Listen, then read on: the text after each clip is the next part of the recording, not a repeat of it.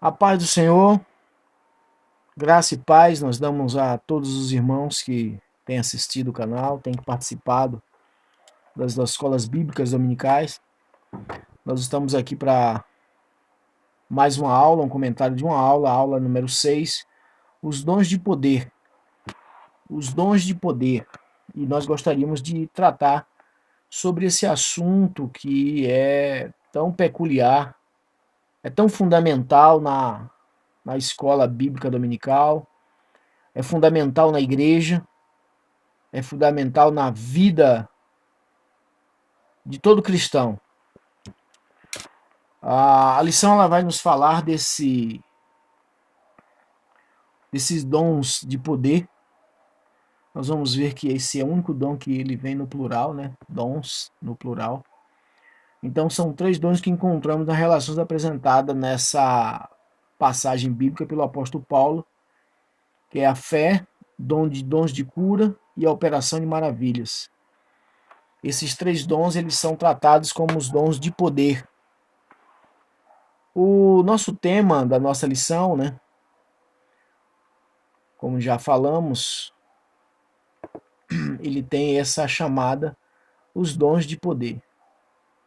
O textual ele vai nos falar assim: e as multidões unanimemente prestavam atenção ao que Filipe dizia, porque ouviam e viam os sinais que ele fazia.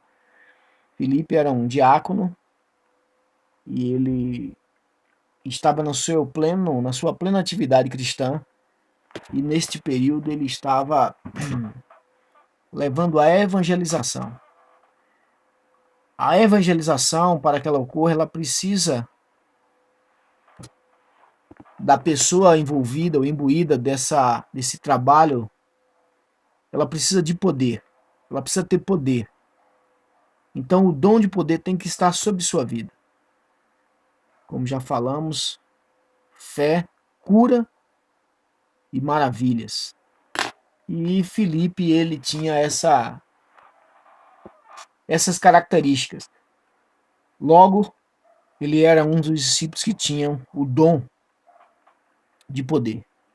A verdade aplicada diz assim: cada discípulo de Cristo deve desejar e buscar os dons espirituais para o cumprimento da missão de evangelizar, de evangelização e edificação da igreja.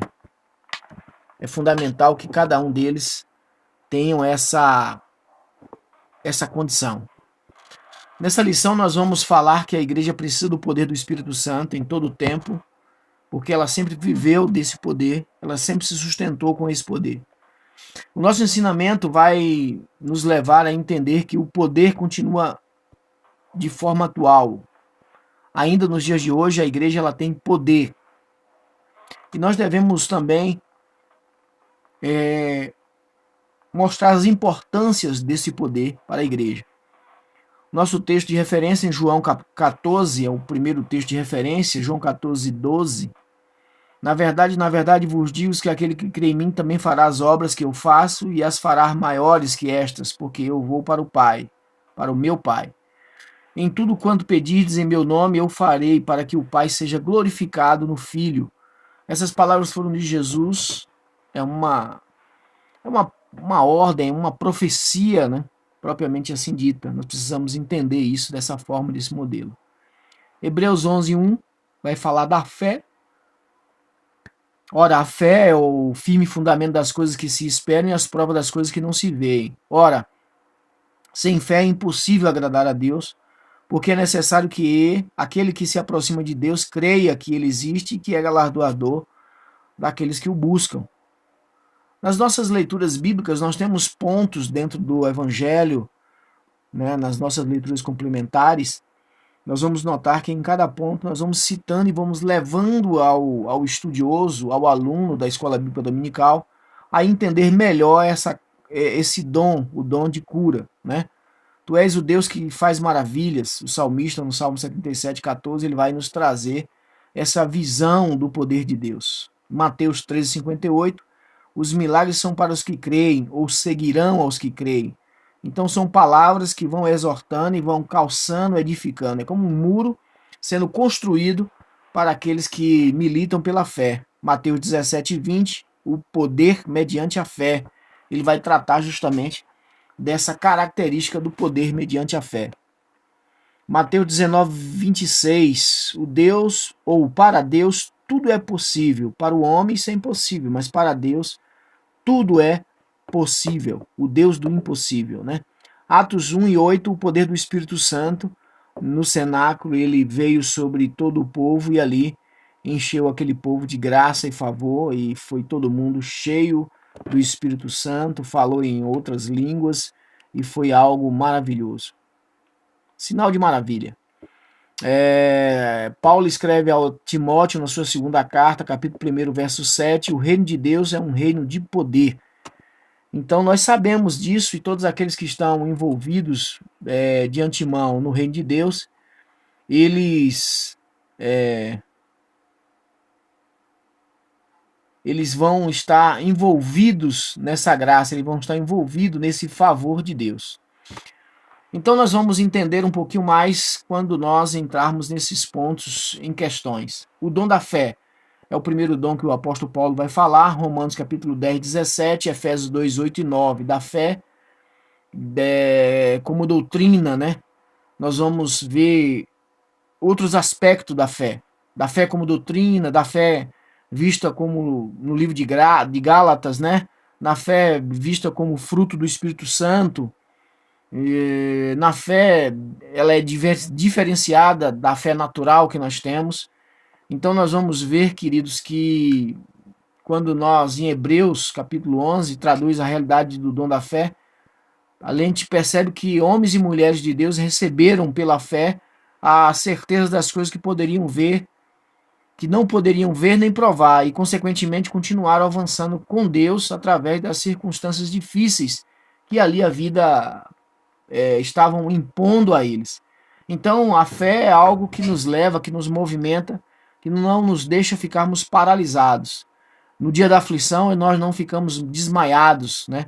No dia da aflição nós avançamos porque nós temos fé. A fé então é que movimenta o cristão. Nós podemos entender melhor a fé ou o dom da fé quando através de declarações que são contrárias, negativas, né? Em relação a outros tipos de fé, né? A fé não é a fé salvífica que é despertada pela proclamação da palavra de Deus. Ela não é a fé como doutrina que denota a permanência do crente vivendo de acordo com a palavra de Deus ou de acordo com a sã doutrina, né? Não é a fé como fruto do Espírito Santo que consiste nas virtudes que devem ser cultivadas pelo crente. Já é uma mudança, né, que o crente vai brotando lá da semente que ali foi plantada nele. O dom da fé também não é a fé natural que resulta na observação da natureza, e se nós olharmos a natureza de uma forma simples e natural, nós vamos perceber e vamos ter fé no Deus, em um Deus existente. A fé especial e milagrosa, como visto nos tópicos anteriores, se trata de uma manifestação do Espírito que não é conferida igualmente a todas as pessoas. Não, não é. A fé especial visa capacitar o membro do corpo de Cristo, eu e você, todos os membros da igreja, para enfrentarmos ou para estarmos diante de situações especiais. E aí, nesse momento, é importante que nós exerçamos a nossa fé. Né? Então, assim, é importante a gente ter em mente que tal manifestação visa para o proveito, né? Para o uso da igreja, de acordo com a vontade do Espírito Santo. 1 Coríntios capítulo 12 vai nos falar um pouco mais sobre isso. A lição número 5 foi batido bastante em relação a esse tópico, né?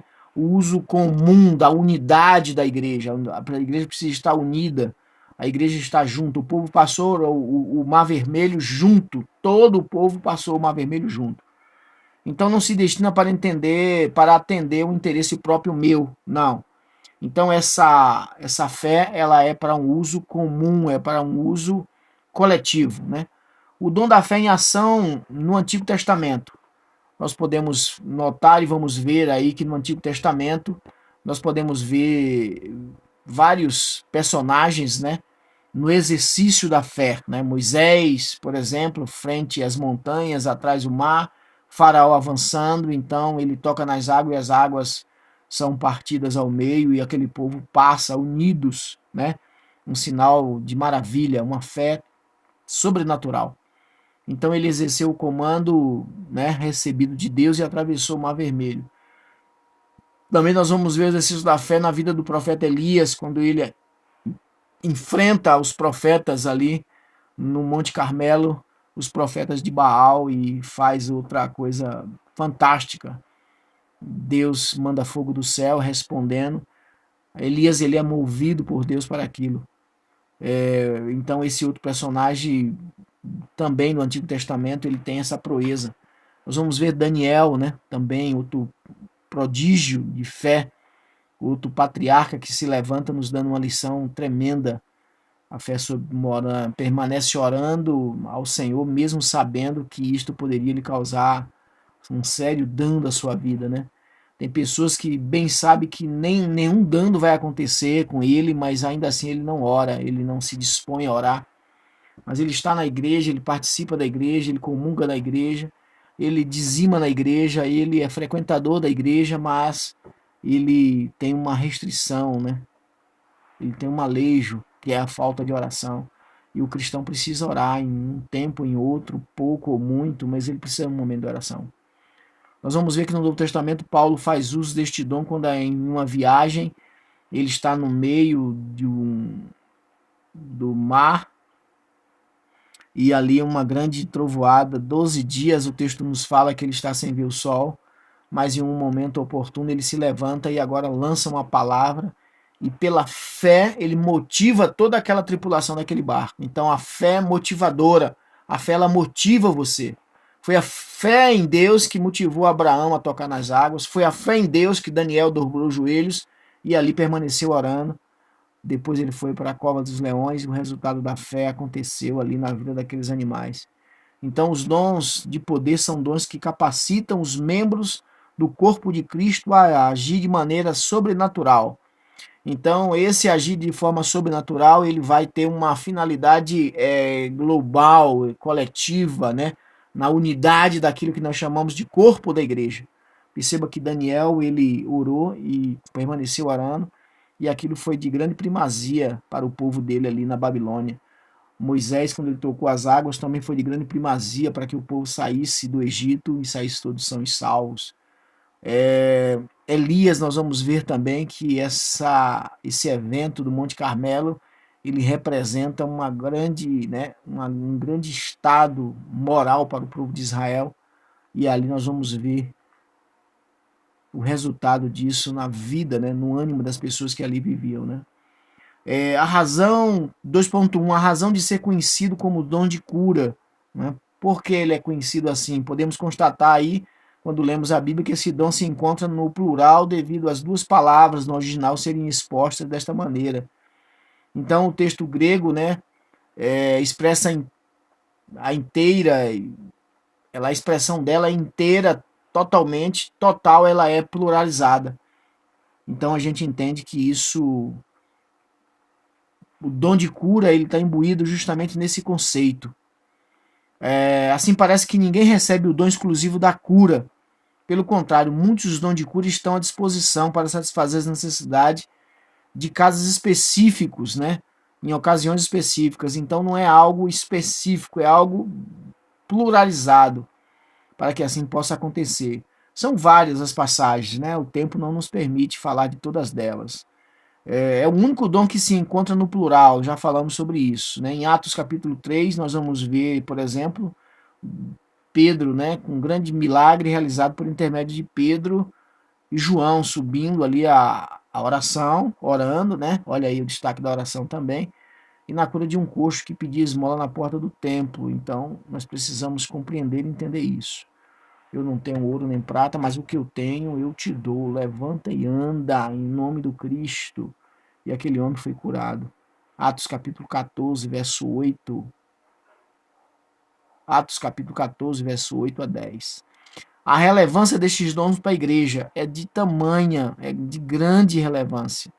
Né? Nós podemos dizer que a cura divina faz parte da obra redentora efetuada na cruz do Calvário, porque na cruz do Calvário ele levou todas as nossas enfermidades. Então ali, há quem diga que ali cessou todos os dons, porque todas as enfermidades já foram levadas, mas as enfermidades continuam sobre nossas vidas. Há pessoas doentes. Há motivos de oração na igreja, né?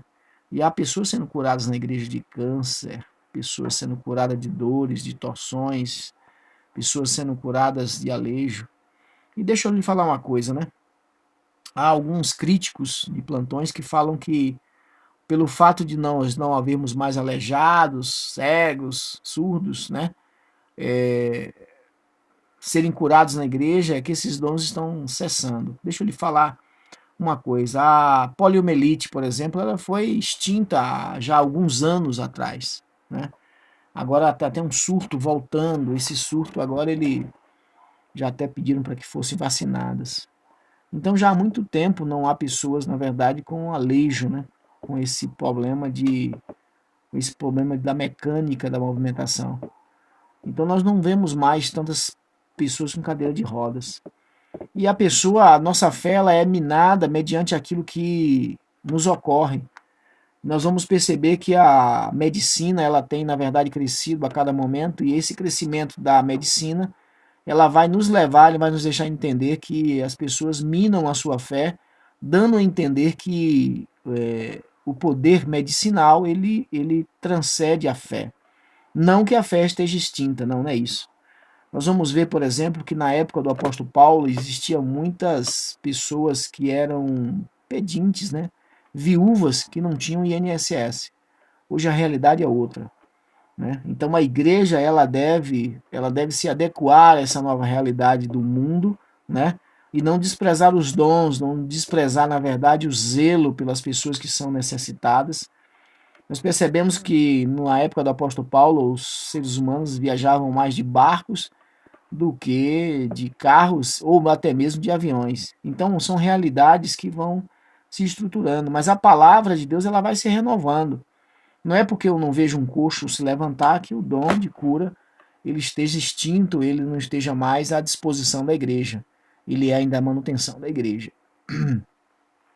O dom de cura, queridos, eles operam de várias maneiras, através da palavra, através de outro dom, uma palavra de ordem, um olhar, através das nossas mãos. Os dons de curas abrangem o ser humano em sua totalidade. Há alguém enfermo na igreja, chamem os presbíteros, né?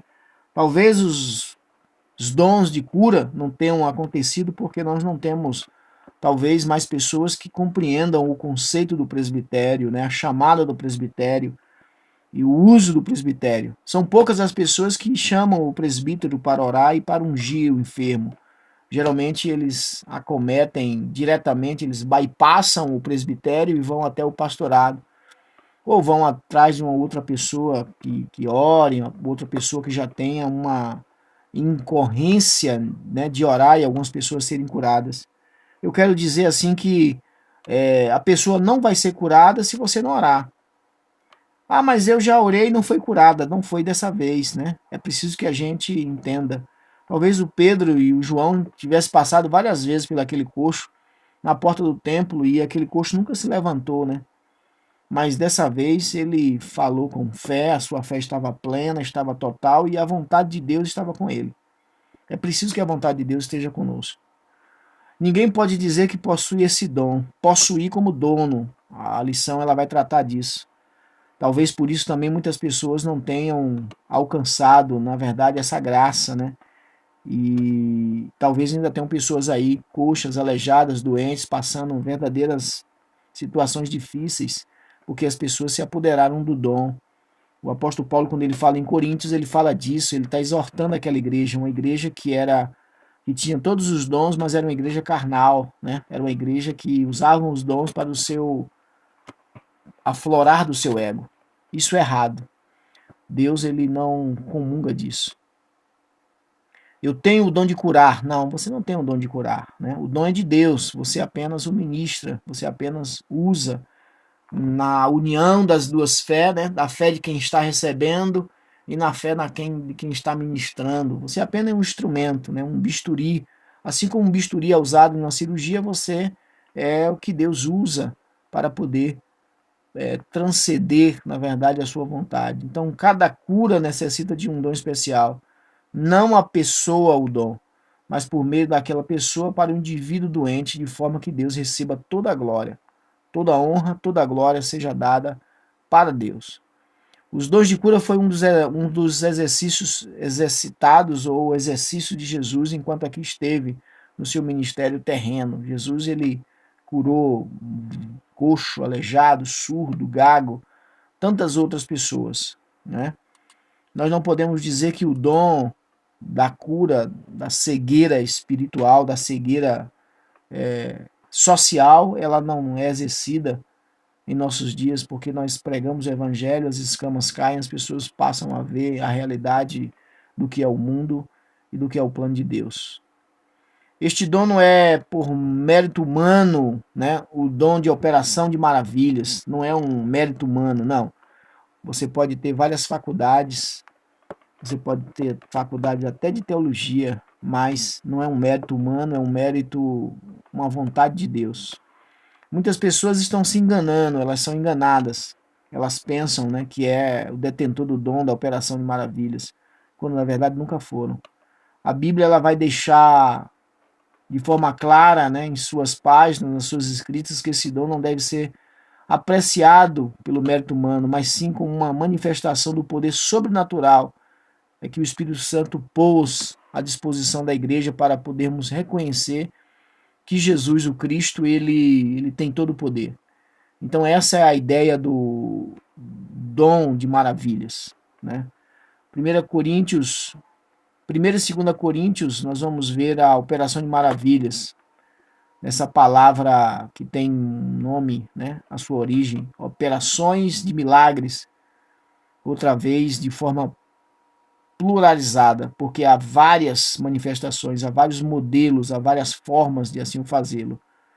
Então, sugere muitas variedades de milagres ou várias variações de ações de poder glorioso, de coisas sobrenaturais. O termo utilizado, né, energemata, é muitas vezes usado para se referir a atividades divinas.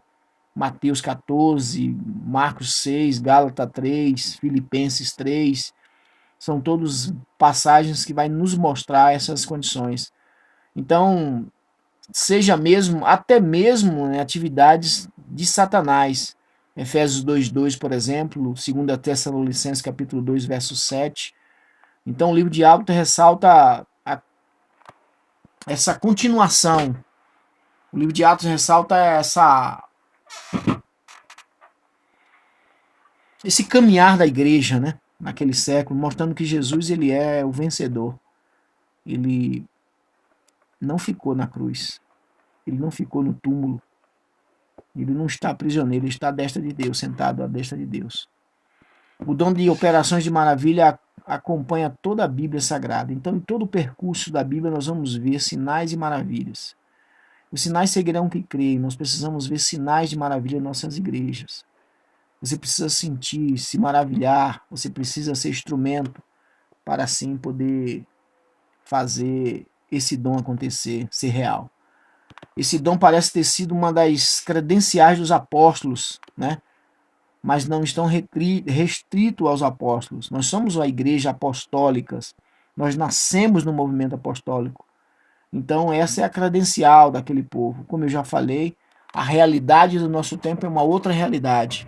Mas os dons eles continuam à nossa disposição. Para nós não ficarmos sem citarmos algum sinal de maravilha, a ressurreição de Jesus, né? A ressurreição de muitas outras pessoas que morreram e foram ressuscitadas.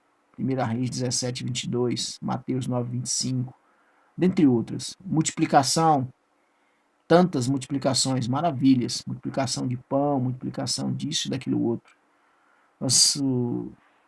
Talvez você não tenha ouvido falar de sinais de maravilhas na igreja, porque você não vai à igreja, porque você não participa da igreja. Mas se você está participando da igreja, você é um participante ativo da igreja, você vai notar que há fenômenos como esse. Divisão de rios, divisão de mares, a natureza, chuva, trovão, fogo caindo dos céus, né?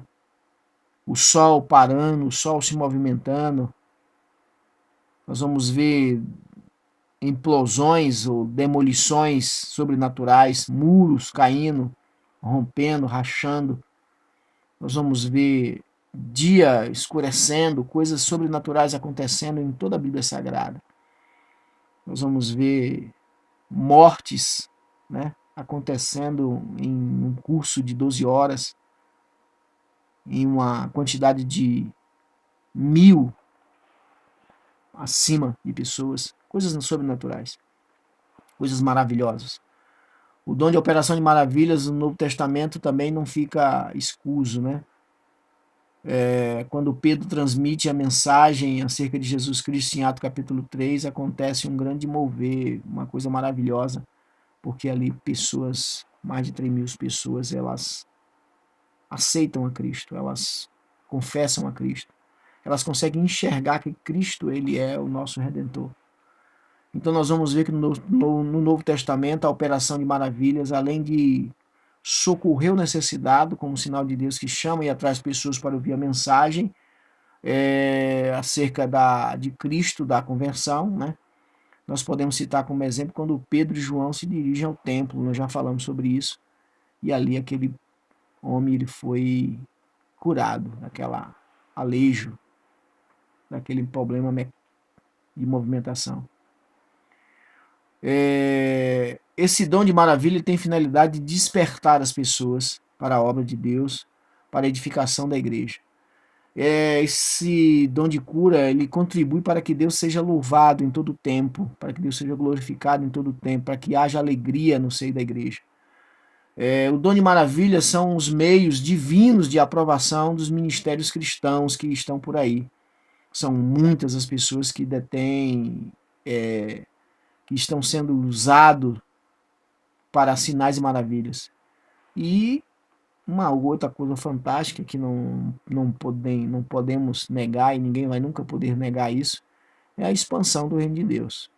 Por mais que sejam apontados, nós entendemos que o reino de Deus ele é um sinal maravilhoso, porque ele não para de crescer em todo o tempo. Ele vai crescendo, ele vai se ficando dinâmico, e cada vez mais vão se levantando discípulos.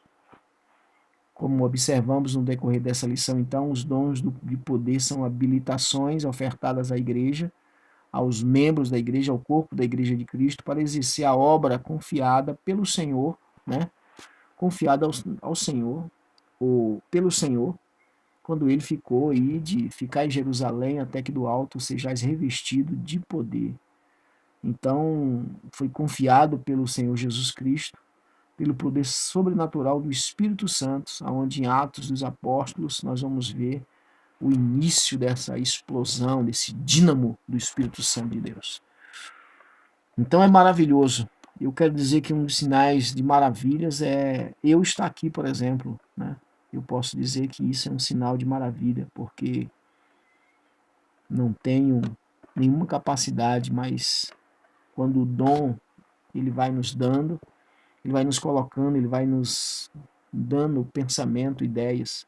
Isso é maravilhoso. Deus seja louvado. Toda a honra, toda a glória seja dada ao Senhor e Salvador Jesus Cristo. Eu quero ficar por aqui. Quero agradecer a você que ficou até agora conosco. Que Deus abençoe. Que Deus possa realizar dons na sua vida. Que você possa ser um recebedor de dom. E que você possa também ser um instrumento para Deus, para a realização de sinais, de maravilhas, sinais de poder. Que você possa ser, na verdade, um canal de glorificação a Deus em todo o tempo. Nós somos a Igreja Assembleia de Deus, a DETAG de Águas Claras, na QS7, e nós estamos aqui para louvar e bendizer o nome do Senhor e Salvador. Nós estamos aqui para exercer o dom o qual foi nos dado, foi chamado. Se de cura nós curamos, se de louvor nós louvamos, de intercessão nós também intercedemos, se de fé nós exercemos a fé sobre muitas pessoas. Que Deus em Cristo abençoe. Eu sou o pastor Georgito e nós estamos esperando a volta de Cristo. A paz do Senhor a todos.